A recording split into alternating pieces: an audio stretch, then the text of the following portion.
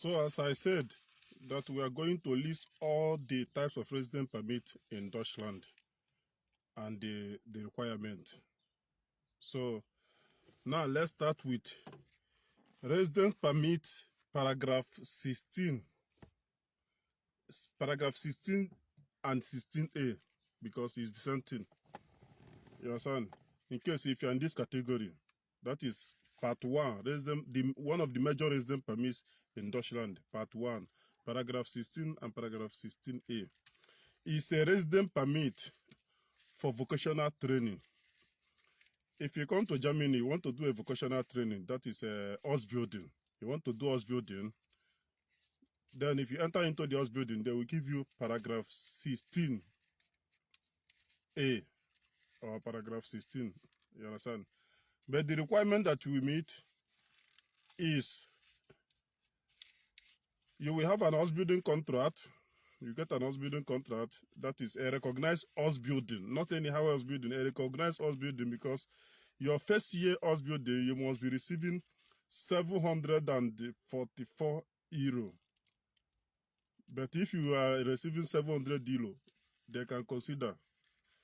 Then you will have your B1 language certificate. Your B1 language certificate. Then, this is second. Then the third one, you will facilitate your Lebensunterhalt. That is, you can be through your ausbildung, you can be taking care of yourself without depending on the government, which is that money that you will be receiving, that you will be earning from the ausbildung. That 700 euro or 700 something euro is a netto, because ausbildung they pay for Gehalt. It's steady, not a verdienen, it's Gehalt. So when you are receiving it, it's enough. You understand? 700 euros is enough for someone to take care of himself in Deutschland. So you must not commit any crime. You must not commit any crime. Anything crime is an exception for getting residence permit. Then crime is not only where you go and thief or where you go and scam people. No, even if you have a penalty to pay, you refuse to pay, they put your name into a criminal record. It's also a crime. And even if you are paying, you have a penalty that you are paying, they cannot still issue you until you finish the payment. You understand? So you will contribute to German, for the democracy of German. That is, you're not committing anything that is not against the German law, even if the thing is acceptable in your country. If it's not acceptable in Germany, you must not be doing it. You understand? Then you are good to go. Though passport, that one is a must, because without passport, no residence permit for you.